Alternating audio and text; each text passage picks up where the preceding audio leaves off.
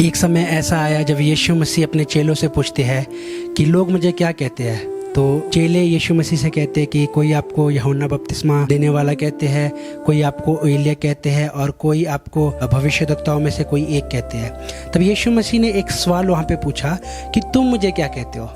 तो वहाँ पर पतरस ने जवाब दिया कि तू जीवते परमेश्वर का पुत्र मसीह है। फिर यीशु मसीह ने पतरस को एक चीज़ कहा कि ये बात तेरे अंदर मांस और लहू ने नहीं बल्कि मेरे पिता ने ढाली है, इसलिए आज से तेरा नाम शमौन नहीं पतरस होगा। यीशु मसीह ने उसे आशीष दी, ब्लेस्ड किया। और कुछ समय के बाद यीशु मसीह जब अपने मरने और जी उठने के विषय में कह रहे थे, वही पतरस जिसे प्रभु यीशु मसीह ने आशीष दी थी वो कहता है कि हे प्रभु ऐसा ना होने पाए। और उसी पतरस को यीशु मसीह ने कहा कि हे शैतान दूर हो जा, तू मेरे लिए ठोकर का कारण है।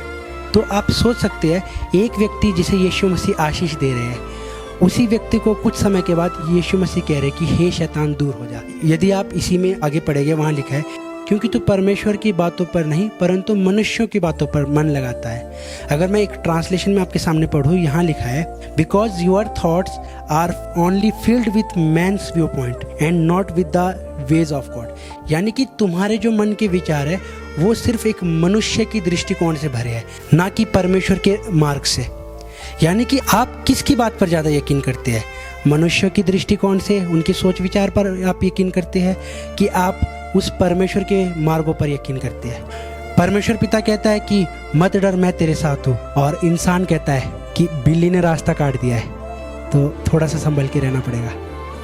वहीं परमेश्वर पिता आपको कहते हैं कि मेरे ऊपर भरोसा रख, मैं हूँ, मैं तुझे अकेला नहीं छोड़ूंगा।